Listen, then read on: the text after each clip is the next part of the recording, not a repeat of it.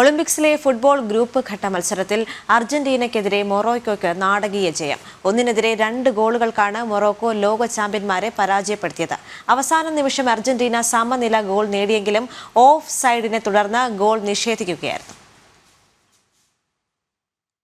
Olympics പുരുഷ ഫുട്ബോളിന്റെ group ബിയിൽ മൊറോക്കോയ്ക്കെതിരായ മത്സരമാണ് കൈപ്പിടിയിലായെന്നുറപ്പിച്ച ശേഷം അർജന്റീനയുടെ കൈവിട്ടുപോയത്. 2 മണിക്കൂറിന് ശേഷമുള്ള വാർ പരിശോധനയിലൂടെയാണ് മത്സരം കോപ്പ അമേരിക്ക ചാമ്പ്യന്മാരായ അർജന്റീനയ്ക്കെതിരെ തിരിഞ്ഞത്. നേരത്തെ ഇരു ടീമുകളും 2 ഗോളുകൾ വീതം നേടി മത്സരം സമനിലയിൽ കലാശിച്ചുവെങ്കിലും മൈതാനത്തരങ്ങേറിയ നാടകീയ രംഗങ്ങൾക്കൊടുവിലാണ് മത്സരഫലം മാറിമറിഞ്ഞത്. 2 ഗോളിന് പിന്നിൽ നിന്ന ശേഷമായിരുന്നു അർജന്റീനയുടെ തിരിച്ചുവരവ്. 15 മിനിറ്റ് നീണ്ട ഇഞ്ചുറി സമയത്തിന്റെ അവസാന സെക്കൻഡിലായിരുന്നു അർജന്റീന സമനില ഗോൾ നേടിയത്. മൊറോക്കോയ്ക്കായി സൂഫിയൻ റഹീമി 2 ഗോളുകൾ നേടിയപ്പോൾ ജൂലിയാനോ സിമിയോണിയിലൂടെയായിരുന്നു അർജന്റീനയുടെ ഗോൾ. മത്സരത്തിന്റെ അവസാന സെക്കൻഡുകളിൽ ക്രിസ്ത്യൻ മെദീന നേടിയ സമനില ഗോളാണ് 2 മണിക്കൂറുകൾക്ക് ശേഷം അധികൃതർ ഓഫ് സൈഡ് വിധിച്ച് പിൻവലിച്ചത്.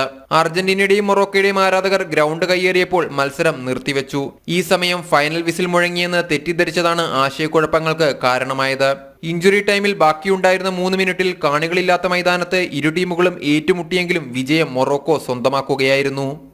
സ്പോർട്സ് ഡെസ്ക്, ജനം.